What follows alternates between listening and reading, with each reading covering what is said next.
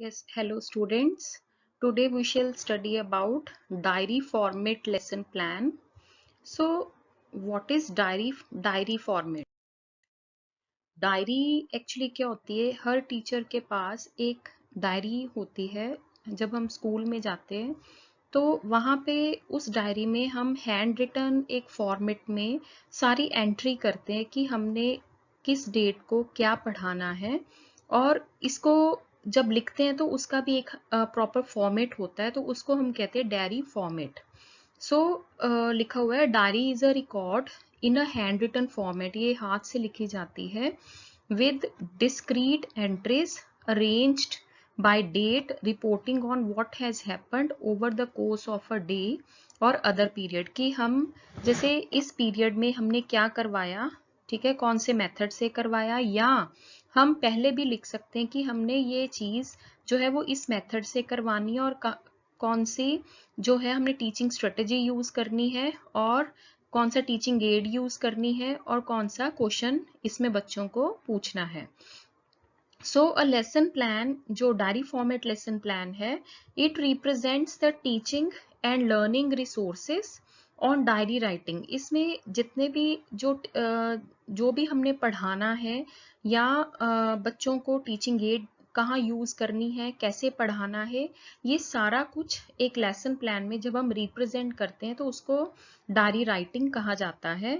सो diary writing जो होती है, it is a clear and coherent writing in which the development, organisation and style are appropriate to task, purpose and audience. इसमें क्या होता है कि लेसन प्लान में जब हम एक डायरी फॉर्मेट लिखते हैं तो एक क्लियरली सब कुछ मेंशन करते हैं, एक प्रॉपर वे से मेंशन करते हैं कि कैसे मैं अपना लेसन डेवलप करूंगी, कैसे वो सिस्टमेटिकली उसको ऑर्गेनाइज किया जाएगा, कि जो मैं अब पढ़ा रही हूँ वो पिछले से कैसे लिंक होगा, और किस स्टाइल में जो है वो सारा कुछ लेसन हम डेवलप करेंगे, बच्चों को पढ़ाएंगे, कंसेप्ट समझाएंगे, कि इससे हमारा टास्क भी जो है वो पूरा हो जाए, जिस पर्पस के लिए हम पढ़ा रहे हैं वो भी फुलफिल हो जाए, और सभी बच्चों को, ऑडियंस कौन है, आप लोग, कि सभी बच्चों को समझ आ जाए। नो नेक्स्ट हम करेंगे हमारा जो है एक डायरी फॉर्मेट लेसन प्लान आपके सामने पड़ा हुआ है।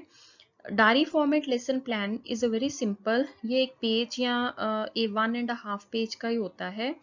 बेसिकली इसमें भी सभी लेसन प्लान्स में, जैसे मैंने आगे भी बताया था, कि we have to write pupil teacher roll number, then your subject, topic जिसके ऊपर आप बच्चों को पढ़ाना है, जिसका आप डायरी फॉर्मेट बना रहे हो, देन डेट, कौन सी डेट को ये टॉपिक पढ़ाना है, देन ड्यूरेशन कितने मिनट्स का होगा ये लेसन, और कौन सी क्लास का है। Suppose here the teacher wants to teach the topic triangles, तो उसमें जो, हाँ, सबसे पहले कॉलम कौन कौन से टीचिंग पॉइंट, जैसे टीचिंग पॉइंट हम जो डिटेल्ड या आईसीटी में क्या लिखते हैं अपना, एक लिखते हैं सब्जेक्ट मैटर, तो उसमें हम पूरी डिटेल देते हैं ना, जैसे डेफिनेशन ऑफ ट्रायंगल हेडिंग देके then we give the detail, but here हमने डिटेल नहीं देनी है, we have just to write the point, that is we सिर्फ पॉइंट लिखना है कि मैंने डेफिनेशन करवानी है ट्रायंगल की, दैट्स ऑल। उसके बाद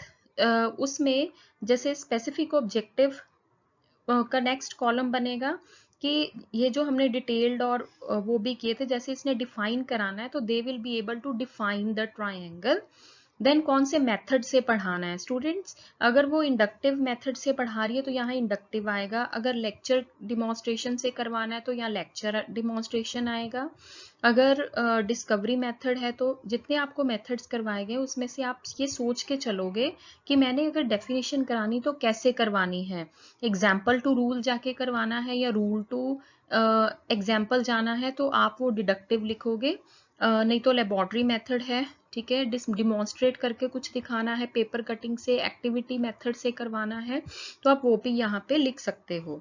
तो सपोज मैंने यहाँ लिखा है method, that is discussion, then after that is learning aid to be used, कौन सा आप लर्निंग एड यूज करना चाहते हो ये पढ़ाने के लिए, अगर चॉक बोर्ड यूज करना चाहते हो you can use, PPT use करना चाहते हो तो वो भी आप लिख सकते हो, पावर पॉइंट प्रेजेंटेशन, अदरवाइज आप फ्लैश कार्ड लिख सकते हो, चार्ट, मॉडल, ये चीज़ें भी लिख सकते हो। देन साथ में ही जो हमने पढ़ाया उसकी इसमें अलग से जो है वो हम इवेल्युएशन के क्वेश्चंस नहीं करते, साथ में ही इवेल्युएट करते हैं बच्चे को, जैसे define triangle. No next topic जो हम लिखेंगे टाइप्स ऑफ ट्रायंगल। ये सिर्फ टीचर के लिए होता है कि टीचर ने क्लास में कौन कौन से पॉइंट्स कवर करने हैं। जैसे अब टीचर ने टाइप्स ऑफ ट्रायंगल्स करवाना है नेक्स्ट, देन पेरीमीटर करवाना है, then angle sum property that is 3 angles का सम 180 है, और एरिया ऑफ ट्रायंगल करवाना है। तो उसने ये सारे पॉइंट्स कवर करने हैं, तो उस हिसाब से उन्होंने टीचिंग पॉइंट्स के अंडर ये चीजें लिख ली। देन आफ्टर दैट इनके सब स्पेसिफिक ऑब्जेक्टिव, जैसे जैसे टाइप्स करवानी है तो टाइप्स पहले बताएगी कितनी है, तो इसके लिए ऑब्जेक्टिव जो है वो क्या बन जाएगा, एन लिस्ट, क्योंकि बच्चे लिस्ट करेंगे, that is in list the types of triangles. Then method उसने डिमॉन्स्ट्रेट करके दिखाना है बच्चों को, देन फ्लैश कार्ड यूज करेगी और enlist the types of triangle. Then perimeter करवाना है ट्रायंगल का, नेक्स्ट टॉपिक है they will be able to calculate, that is application skill यहाँ पे आ जाएगी। ठीक है, तो बेटे जब हम एक लेसन प्लान बनाते हैं तो उसमें ये ज़रूरी हो जाता है कि we have to involve the knowledge as well as the understanding objective as well as the application, जो है वो हमने बच्चों की स्किल्स जो है वो तीनों कवर करनी होती हैं।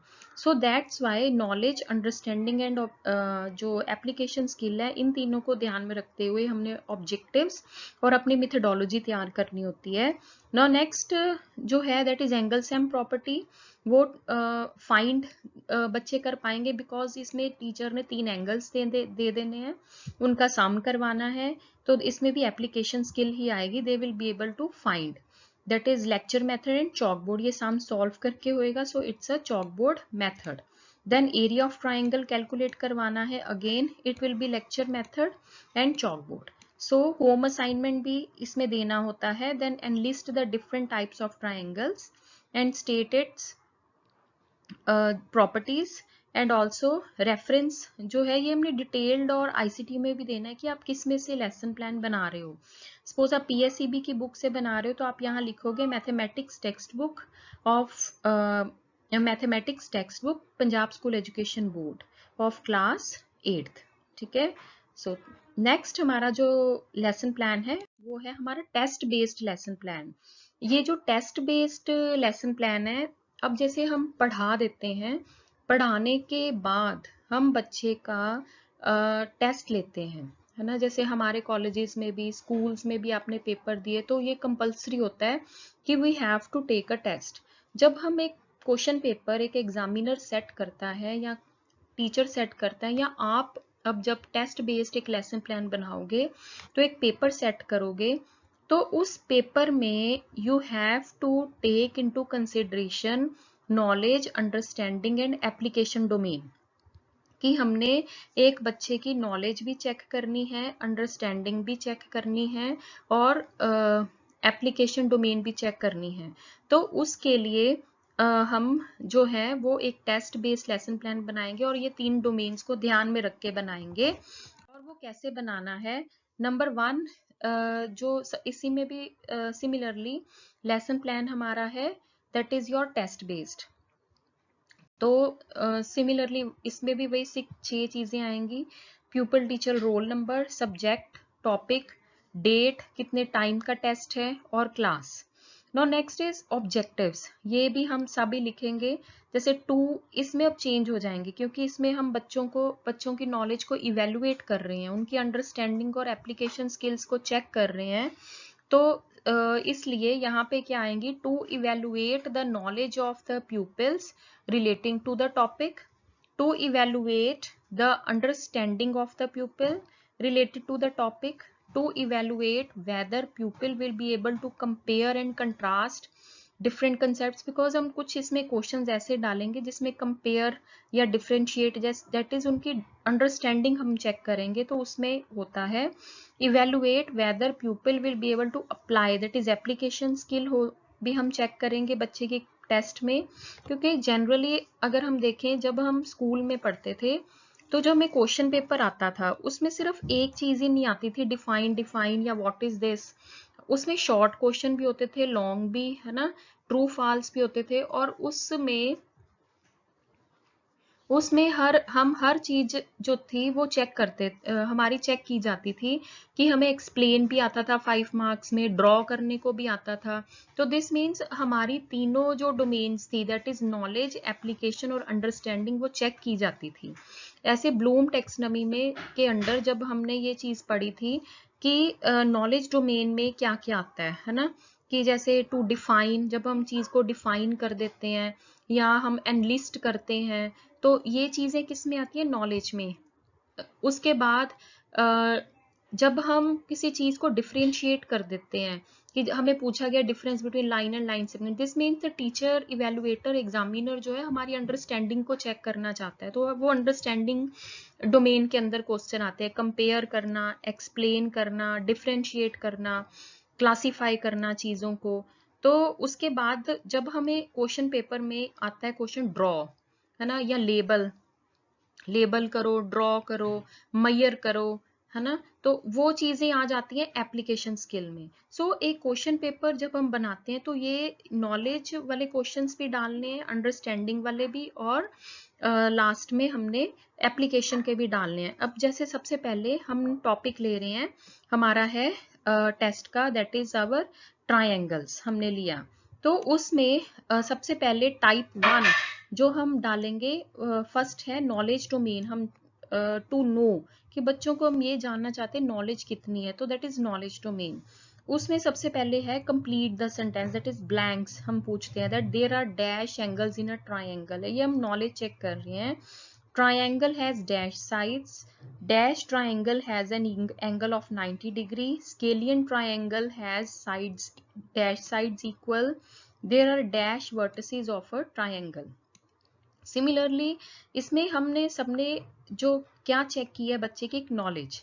उसके बाद शॉर्ट जो हम आंसर टाइप क्वेश्चंस हैं उसमें हम बच्चे को, बिकॉज नॉलेज में हम शॉर्ट चीजें ही देख सकते हैं, जैसे नेम, व्हाट इज दिस, कोई ट्राइंगल दिखा दी, what is this, what is the shape of this, ठीक है। जैसे हमने पूछा है name a triangle which has two angles equal, then what do you mean by an equilateral triangle, what वाले जो क्वेश्चंस हैं वो इसमें आ जाते हैं, ये नेम, ठीक है, डिफाइन आ जाता है। Now next is understanding. Understanding domain में मोस्टली हम डिफरेंस जो है वो लेते हैं, इसमें लॉन्ग क्वेश्चंस ही कवर होते हैं ज्यादा, 5 मार्क्स के या 3 मार्क्स के क्वेश्चंस।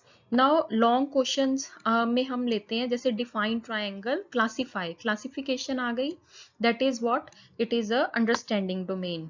देन उसके बाद in triangle ABC, angle A angle B के इक्वल है। Then name the triangle, what about, name the triangle whose sides, about the sides of this triangle and state the property used। कौन सी, या ये state भी किस में आता है, अंडरस्टैंडिंग में आता है। अगर आप ब्लूम की टेक्सोनॉमी देखो उसमें जो उन्होंने हर डोमेन के आगे कुछ जो है वो वर्ड्स दिए हुए हैं कि अगर नॉलेज है चेक करनी है तो आप क्या क्या वर्ड्स यूज कर सकते हो, तो आप उनको देखो तो इजीली आप ये क्वेश्चन पेपर बनाओगे। The next is type 2 short answer type. Short answer type में क्या आता है, स्टेट, फिर यही आ गया, दैट इज अंडरस्टैंडिंग में अगर बच्चे को नॉलेज है तभी वो चीज को स्टेट कर पाएगा, डिफाइन कर पाएगा। डिफरेंस, अब इसमें डिफरेंस बताना ये भी अंडरस्टैंडिंग में है ना, difference between right angle triangle and an equilateral triangle. After that एक क्वेश्चन है, देन हम ट्रू फॉल्स हम पूछ सकते हैं अंडरस्टैंडिंग के लिए। If two sides of triangle are equal then it is called scalene triangle. Yes no में बच्चे आंसर देंगे। देन ट्राइंगल हैज 4 वर्टिसेस, ऐसे करके हमने क्वेश्चंस बनाए हैं। Then is match the column, हम पूछ सकते हैं दैट राइट एंगल ट्रायंगल कौन सी होती है, स्केलियन, ये सभी हम अंडरस्टैंडिंग में। Now next is your application skill, ये भी हम क्वेश्चंस ऐड कर सकते हैं। जैसे हमने ड्रॉ कह दिया, draw triangle having all sides is equal, अगर 2 साइड्स दी हैं, थर्ड है तो एक ड्रॉ करो, है ना। एक ये मैयर करो कौन सी ट्रायंगल है, इसको रिकॉग्नाइज करो, ये भी क्या है, ये सारी एप्लीकेशन स्किल्स है। सो जब भी हमने एक लेसन प्लान बनाना है तो चाहे वो ICT बेस्ड है डायरी है या टेस्ट भी लेना है तो नॉलेज, अंडरस्टैंडिंग और एप्लीकेशन, ये तीनों को ध्यान में रखना है और टेस्ट बेस में हमें उसी तरह की जो टर्मिनोलॉजी है वो यूज करनी है।